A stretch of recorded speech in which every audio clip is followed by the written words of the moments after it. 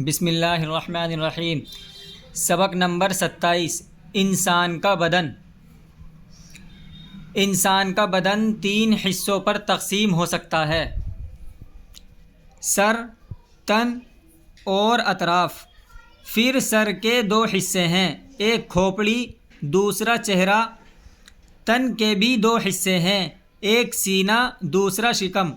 اطراف کے 2 جوڑے ہیں، ہاتھ اور ٹانگیں۔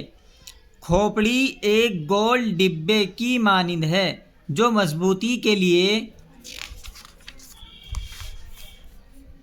محراب دار بنائی گئی ہے۔ وہ ایک ہڈی سے نہیں بنی بلکہ اس کے بہت سے ٹکڑے ہیں جن کی تعداد 55 میں زیادہ ہوتی ہے۔ جس قدر عمر بڑھتی ہے وہ ہڈیاں جڑتی جاتی ہیں۔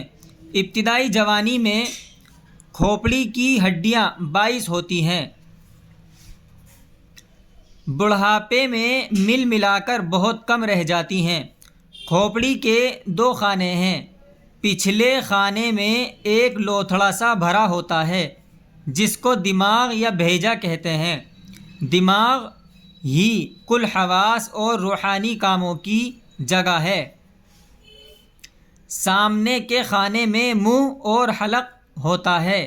منہ میں 32 دانت ہوتے ہیں، 16 اوپر کے جبڑے میں اور 16 نیچے کے جبڑے ہیں، یعنی 16 تو اوپر کے جبڑے میں ہوتے ہیں اور 16 نیچے کے جبڑے ہیں، تو 32 ہو گئے ٹوٹل۔ چہرے میں پیشانی، آنکھیں، رخسار کہتے ہیں گالوں کو، کلوں کو، ناک، ٹھوڑی اور لب شامل ہے یعنی ہونٹ، اور اس کے دونوں طرف کان ہیں۔ آدمی کے 5 حواس میں سے 4 کے مقام چہرے میں ہیں۔ بصارت کے 2 مقام ہیں یعنی آنکھیں۔ سماعت کے بھی 2 ہیں یعنی کان۔ شامہ یعنی سونگھنے کی قوت ناک میں ہے۔ ناک ظاہر میں ایک معلوم ہوتی ہے مگر حقیقت میں اس کا بھی جوڑا ہے۔ وہ ایک پردے کے حائل ہو جانے سے 2 حصوں میں تقسیم ہو گئی ہے۔ ذائقہ یعنی چکھنے کی قوت زبان میں ہے۔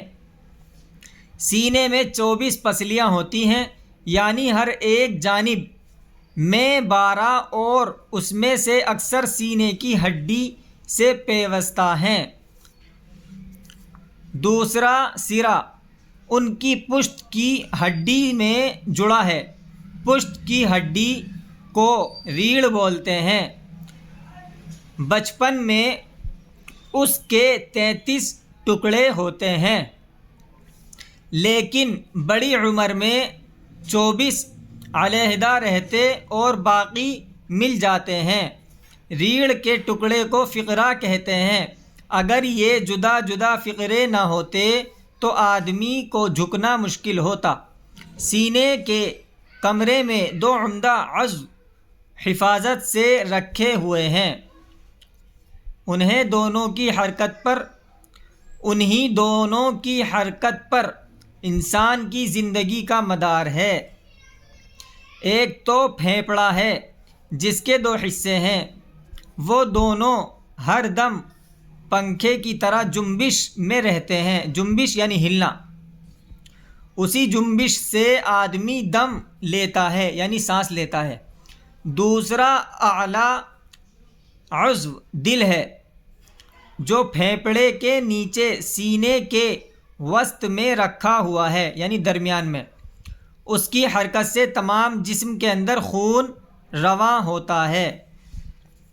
شکم کے اندر دائیں پسلیوں کے نیچے کو جگر ہے اور بائیں پسلیوں کے نیچے کو تلی۔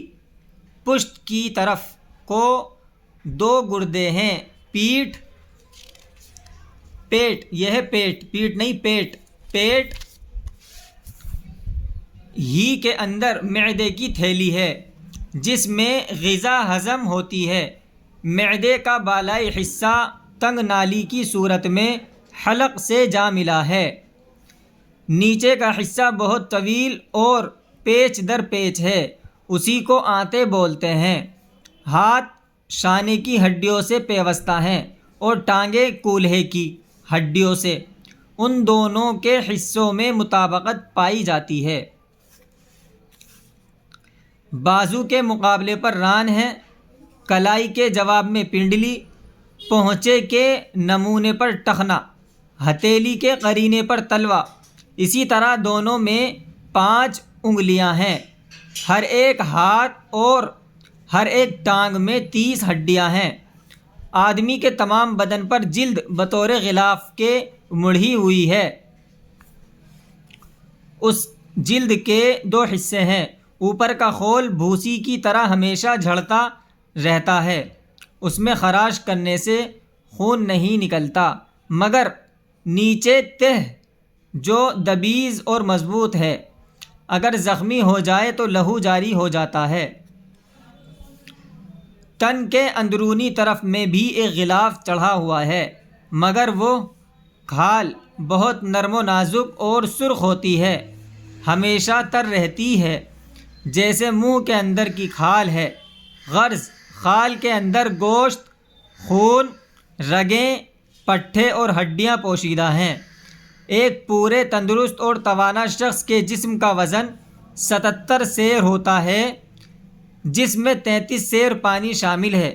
اس کی نبض 1 منٹ میں 75 بار حرکت کرتی ہے اور ہر منٹ میں 15 دفعہ سانس لیتا ہے۔ اگر آدمی کے بدن کی کل ہڈیاں شمار کرو تو 200 سے کچھ زیادہ ہوتی ہیں۔ اطراف ادھر ادھر: شکم، پیٹ، حلق، گلا، گردن، رخسار، گال، کلے۔ بصارت دیکھنا، دیکھنے کی قوت۔ سماعت سننا اور سننے کی قوت۔ پشت، پیٹھ، عضو بدن کا حصہ۔ وسط درمیانی حصہ: جگر، کلیجہ۔ طویل لمبا۔ مطابقت موافقت برابری۔ قرینہ قیاس۔ دبیز موٹا۔ نبض نس۔